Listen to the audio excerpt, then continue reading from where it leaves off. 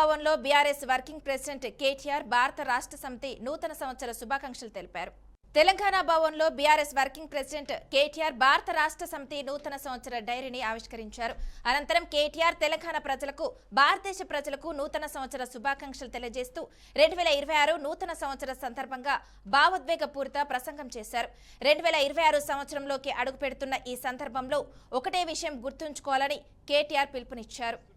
మరొక వైపు అయితే ఈ సందర్భంగా ఇప్పుడే పెద్దలు చెప్పినట్టుగా 2026 సంవత్సరంలోకి అడుగు పెడుతున్న ఈ శుభదినాన మనందరం గుర్తు చేసుకోవాల్సింది ఒకటే ఒక్క మాట.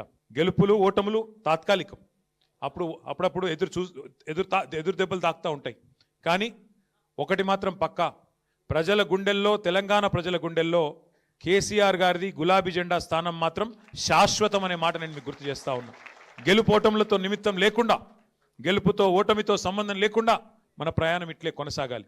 కేసీఆర్ గారు ఎప్పుడు మనకు చెప్తా ఉంటారు, ఇతర పార్టీలకి తెలంగాణ రాజకీయం అంటే ఒక గేమ్, కానీ మనకు తెలంగాణ సాధించిన పార్టీకి రాజకీయం అంటే ప్రజల సంక్షేమము, రాజకీయం అంటే ఒక టాస్క్, ఒక ధర్మంగా, ఒక విద్యుక్త ధర్మంగా మనం భావించి ముందుకు పోతా ఉన్నాం. కాబట్టి ఈ ప్రయాణంలో అలుపెరుగని బాటసారులా ముందుకు నడుస్తున్న మా కార్యకర్తలందరికీ పేరు పేరున శుభాకాంక్షలు తెలియజేసుకుంటూ, ఈ సంవత్సరం, ఈ 2026 సంవత్సరం ఒకవైపు పోరాటాలని కొనసాగిస్తూనే మరొక వైపు పటిష్టమైన సంస్థాగత నిర్మాణం కూడా చేసుకోవాల్సిన అవసరం ఉంది.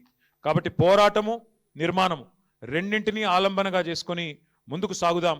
ఈ ప్రయాణంలో నాకైతే సంపూర్ణమైన విశ్వాసం ఉంది, మనం విజయం సాధిస్తాం. ఎందుకంటే ధర్మం మన వైపు ఉంది, న్యాయం మన వైపు ఉంది, నిజాయితీ మన వైపు ఉంది. ఇవాళ రెండు పార్టీలు ఒకటై మన మీద కత్తులు దూస్తున్న సందర్భాన్ని మీరు చూస్తూ ఉన్నారు. కేంద్రము, రాష్ట్రము, ఆ రాష్ట్రంలో కేంద్రంలో ఉండే రెండు పార్టీలు ఇవాళ ఒకటై, ఒక జట్టై మనను తుదముట్టించే ప్రయత్నం చేస్తున్న విషయం కూడా మీ అందరికీ అర్థమవుతానే ఉంది. అయినప్పటికీ ఎవరు ఎన్ని ఎత్తుగడలు చేసినా, ఎన్ని కుట్రలు కుతంత్రాలు చేసినా, ప్రజల ఆశీర్వాదం, దైవ ఆశీర్వాదం మనకు ఉన్నంత కాలం ఎవరు ఏం చేయలేరు.